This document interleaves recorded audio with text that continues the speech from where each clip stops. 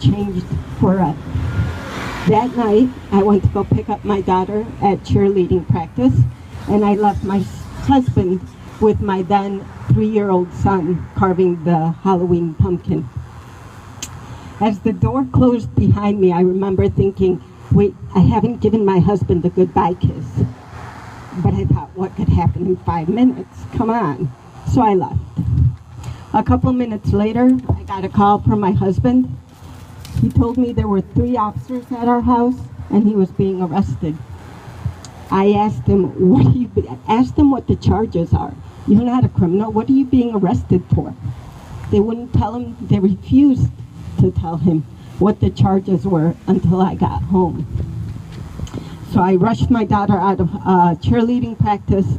I got home, and that's when I found out they were arresting him on an immigration warrant. Not because he was a threat to our community, not because he was a criminal, but because in 2002, he came into the U.S. through Dallas Airport on a valid tourist visa. He got detained by immigration. He got stripped down to his underwear, placed into a glass room, a room with glass walls so that everybody could see him as they passed by. And they interrogated him for 2.5 hours. After 2.5 hours, my husband finally just said, let me go back to Mexico. I just want to go back to Mexico. And that's when they told him, the only way you're going back to Mexico is if you sign this paperwork in front of you. It's either that, or we will detain you for 6 months in a federal prison, and then we will deport you.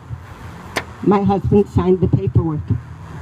They used his own ticket, the ticket he had purchased to return back to Mexico 2 weeks later. They changed the date, and they put him on a plane that night back to Mexico.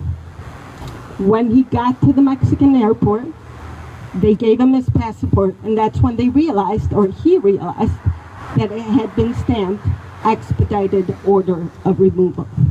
He had been deported. In 2007, my husband came back, this time undocumented. Because of that expedited order of removal, my husband had no rights. So on October 16th, when he was arrested, he had no right to go in front of a judge. He had no right to fight this deportation order. They handcuffed my husband in front of my kids and took him away. They left me and my 2 kids crying on the floor. I cried all night. But the next morning I said, I have to fight this. I'm a fighter. I'm going to fight this. I called all the lawyers I knew, and they all told me the same thing. Your husband will be deported, and he will be deported quickly. There is no way to fight this. I refused to accept that.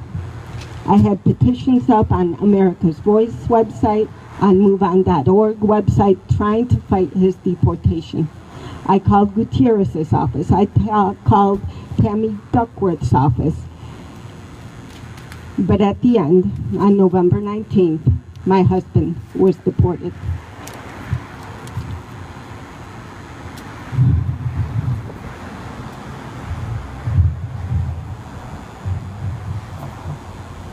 My family's plight is not alone. We are not the only ones suffering. In 2013, there were 72,000 people deported who admitted to having U.S. citizen children. 1 year alone, 154,000 children have been left orphaned with one parent alive, just living in another country. There are 5,000 children in foster care because their only caregiver has been deported. I'm sorry, hold on one second. No, sorry.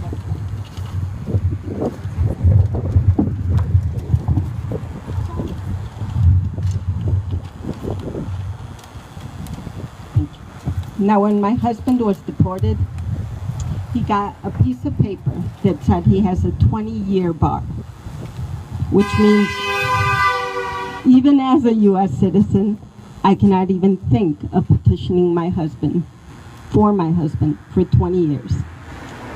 My son will be 24. My daughter will be 34 when I'm able to petition for my husband.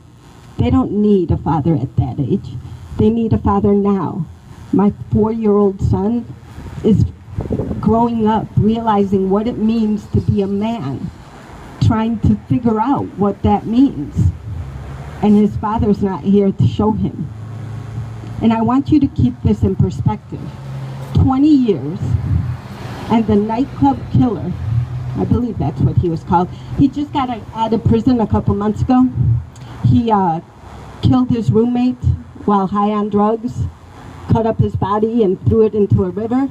He got out of prison in 17 years. My husband got 20 years for crossing a border without documents.